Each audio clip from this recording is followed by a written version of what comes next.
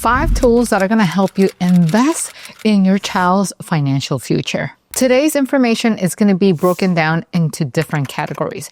We're going to start from the most essential one all the way to the not so essential, but it will be a nice to have. So the categories are savings, investments, and retirement, followed by insurance, and followed by precious metals. So starting off with the first category, let's first talk about UTMA accounts. UTMA accounts have different purposes. Some of them work as a savings account. So for example, Chase offers them as savings accounts, but there are other companies that offers them as investment brokerage accounts. An example of those companies could be Fidelity, Vanguard, and Charles Schwab. So in essence, a brokerage account is an account where you can deposit money and then you take that money and you can invest it. Typically in the stock market. So you can buy a range of products going from stocks, ETFs, and mutual funds. And some UTMA accounts will even allow you to hold tangible assets like real estate or art. So for those who didn't know, UTMA stands for Uniform Transfer to Minor Act. And it's basically a legal framework that allows adults to transfer assets to a minor. Call it cash or any other asset like stocks or real estate through a custodian. Now, the way the UTMA accounts work, it's a bit interesting, right? Because yes, they're very powerful because you can use them as savings account or you can opt for the investment side of those accounts. But the account, it's owned by the minor. It's just that the minor doesn't manage it. The adult is the one that's in charge of managing it. And it's usually the parent or whoever is assigned as a custodian. Then once the minor becomes legal age, say 18 or 21, depending on the state where you reside, then the minor will take full control of the account. But prior to that, it is the parent or the custodian that manages it. And there's no minimum age to open the account. Now, I personally find this to be a little bit risky because let's say, for example, your child is 1 year old and you open an UTMA account and you start investing that money. So assuming you keep contributing and investing that money, imagine the amount that you will amass by the time that child hits 18 or 21. And then transitioning all that money into an 18-year-old or 21-year-old, it comes with some risk because you don't know if they're ready to handle that much money. So parents have to be very well aware of their child's behavior and truly ask themselves if they're ready to handle a large sum of money responsibly. Now, in conversations, I actually share these concerns with some of my investor friends who happen to be older and they have older children. And they did share that they had the same worry back in the day. So what they decided to do is they ended up opening a joint brokerage account under the name of the parents. So let's say Anthony and I were married, we're parents, so we decided to open a joint account ourselves and we started contributing money towards that account. But we treated it as if it was our own account, even though we both know that that account will someday be part of our daughters. So that's in essence what our friends did. So while they were doing that, they began monitoring the behavior of their child. And it wasn't until they realized that they were interested in investing and they actually took the initiative to open their own brokerage account as an adult that they realized that they were ready. And of course, they pay attention to how they were investing their own money, to see how they were managing it. And then eventually when they realized that they were ready, they took all of those stocks that they originally bought in the joint account and they transferred those stocks to their children. That's an alternative to have more control and to make sure that your child is in fact ready to handle such a large sum of money. And that in fact is one of the options that I'm actually considering instead of creating an UTMA account for my child. Now, I'm curious to find out, what would you do? Would you still go ahead and open an UTMA account for your child? Or do you prefer to go through the safer route and then transfer the stocks to your child's brokerage account once you see that they're responsible enough to handle that much money? Let me know down in the comment section. Now, back into the UTMA accounts and let's move on to the contribution limits. Now, the account in itself doesn't have a limit in terms of contribution, but donors should be mindful of how much they're donating or contributing to the UTMA account based on the gift tax limit. Now, in 2025, at the time of this episode recording, the gift tax limit for an individual is sitting at $19,000 and $38,000 for married couples for the donation to be tax-free. Yes, the donor is the one that pays the taxes, not the one that receives it. Now, if you happen to exceed those annual limits, you still have the lifetime limit. So if you happen to exceed those limits, you're not going to pay taxes, but it will be discounted from your lifetime limit. And in 2025, the lifetime limit for a individual is $13.9 million and $27.8 million for those who are married. And that limit changes annually. So depending on when you're actually watching this video, the limits might be different by the time you watch this. Now, in terms of source restriction, there is no restriction whatsoever. Anyone can contribute. It could be parents, uncles, grandparents, anyone who wants to contribute towards the future of that child. And one of the things that make UTMA accounts versatile is the fact that there's no usage restriction, meaning that once the minor assumes control of the account at legal age, they're free to do whatever they want with that money. They could use it to pay for an emergency, their college education, use it as a down payment for a house, or anything that they feel like it, which is why I said it's kind of risky because first you need to make sure that your child is ready to handle that much money in the future. Now, in terms of growth, the growth will be based on the market. Whatever yield that stock or that ETF or that mutual fund is going to provide to your money invested. Now, one of the things that you should be mindful is that if your child is planning to apply for financial aid in the future, this will directly impact how much funding they can get for their college education because this is considered the asset of the child.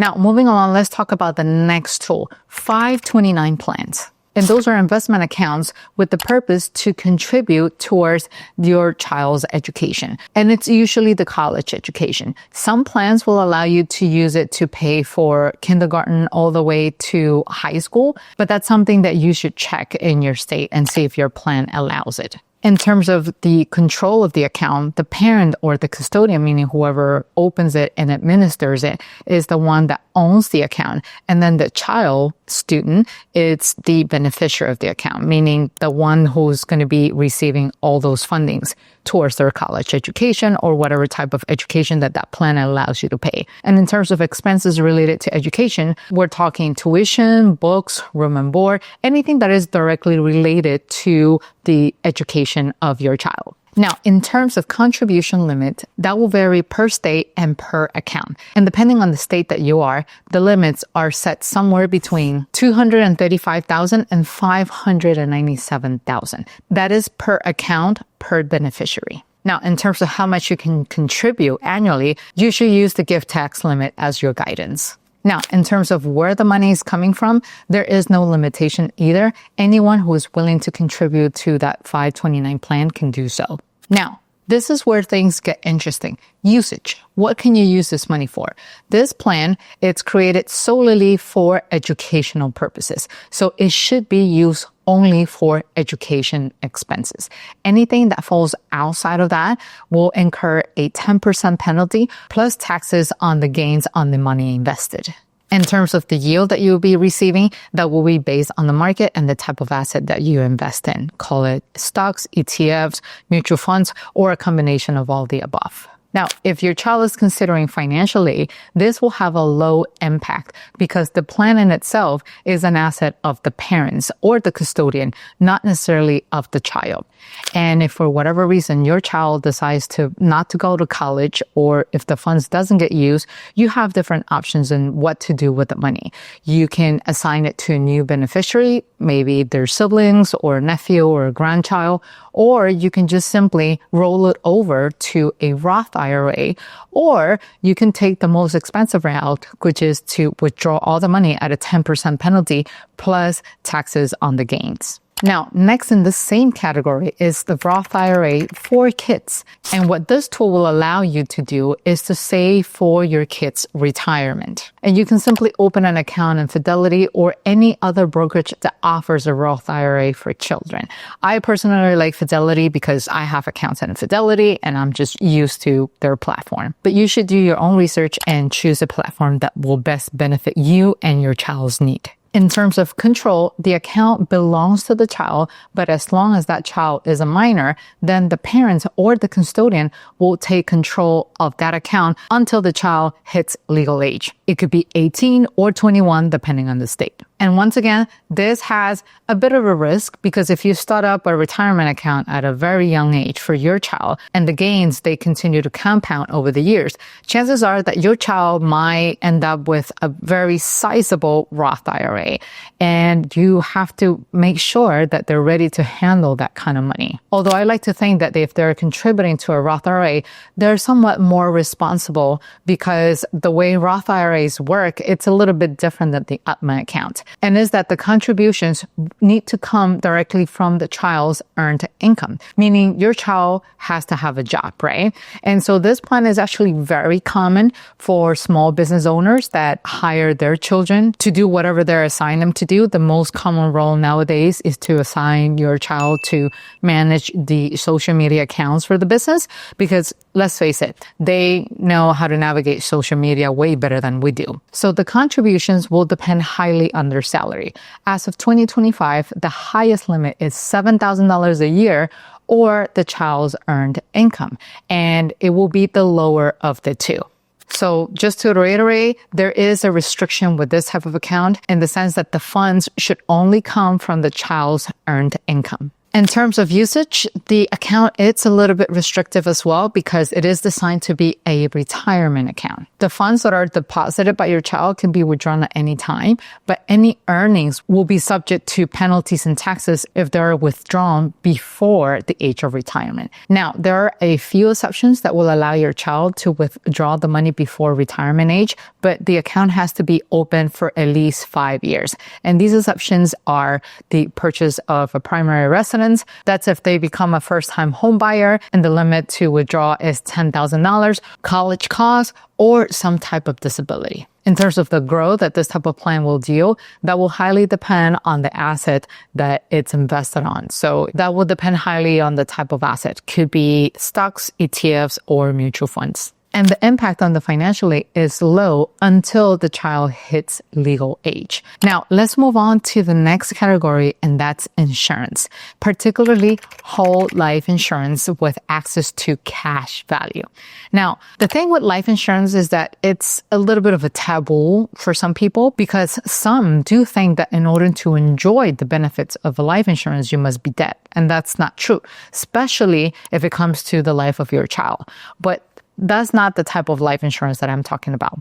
The type of life insurance that I am referring to is the one that allows you to get cash accumulation over the life of the policy and continue to grow. The reason why this is a good tool, it's because it is an insurance, right? So it's meant to help your child build their legacy. It's meant to act as a savings account, but most importantly, it's meant to protect your child. So let's say, for example, you have a child right now and he or she looks perfectly healthy, but you don't know what trouble might happen down the road that will maybe get that child to become uninsurable and not even be able to get health insurance for whatever disability that they might get. I'm not saying that that's your case, but you always have to plan for the worst. So the sooner you buy a whole life insurance for your child, the sooner you're securing their health for the future in the event that something happens to their health, and then you can no longer insure them. So for that, you will have access to this life insurance with access to cash value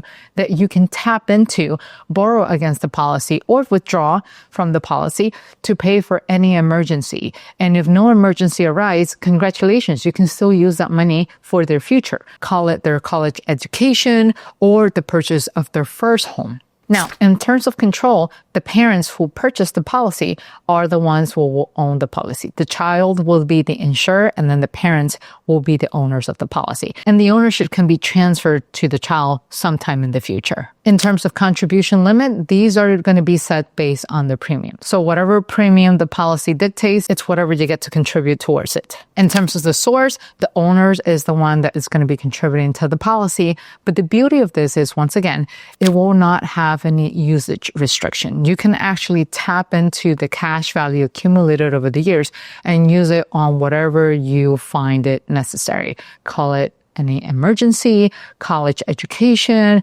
purchase of their home, or whatever you please. Now, if you do take the cash value out as a loan, you have to repay that money plus interest. Or you can choose to simply not pay it back. But what will happen is, in the event of a death, the death benefit will be paid out minus interest, minus the amount of money that you took out from the policy. In terms of the growth of the policy, this goes a little bit more steady and slower. It's usually 3 to 5%, but it's something that grows steady. Unlike investments in the stock market, when you own an asset in the stock market, what happens? You will see everything go up and down. And so if the asset goes down, the value of your portfolio will go down. With life insurance, is a little bit different. It will keep growing. And then if the market goes down, your policy value doesn't go down. It just simply stays without growing, but it will not go down further than what it is.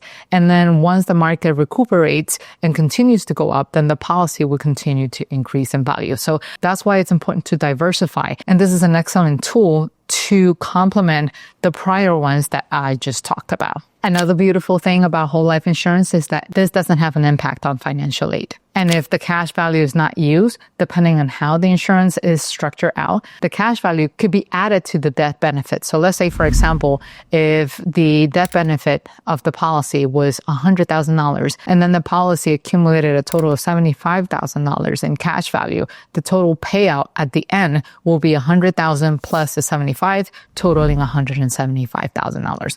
But we're really hoping that you will never get there. The whole point of creating this is to provide protection to your child and to be able to tap into savings. Now, some of you might wonder, well, it looks like it's easier to open up a savings account or just simply take that money and put it in a brokerage account. Yes, that is easier, but we're still talking about insurability. By then, your child will not be insurable if they happen to develop a disability along the way. So you want to make sure you invest in a policy before any of that happens. So that way you have an additional source of income in the event that you do need to tap into those funds to take care of your child's disability. Now, moving on to the next category, let's talk about precious metals, particularly gold coins or gold bars. And this should not be viewed as an investment, but more as a hedge against inflation. Investing in gold, it's a tool to protect your net worth. Now, in terms of control, it is you, the parent, who will most likely be in charge of finding the safest place to store that gold, because your child might not understand the value of a gold coin or a gold bar just as of yet. In terms of contribution limit, there's actually none. You buy as much as you can afford. However, you should keep in mind the gift tax limit. There's no restriction on where the money is coming from. So anyone who wishes to purchase gold coins or gold bars for your child can do so. And there's also no restriction in terms of usage. However, in order for you to be able to use or to get access to the value of the coin, you will most likely have to have your child liquidate that coin in the future. So that way it can be converted to cash and they can use that money for whatever reason, an emergency or the down payment of a house and so on. Unless whoever is providing that service or a product to your child is willing to take gold coins or gold bars as a form of payment. In terms of growth or yield, remember that this is not an investment product. It's more as an insurance against inflation. You're purchasing this as a way to protect the money in the future against inflation. And because of that, there is no impact on your child's financial aid if they intend on applying for it. And if your child doesn't get to use or liquidate those gold coins, just remember that it is a physical asset, so it can be passed down from generation to generation. And there you have it, 5 amazing tools to invest and protect your child's financial future. And while I still have you here, I want to invite you to check out this video to help protect your net worth and your financial future. See you in the next video. Bye-bye.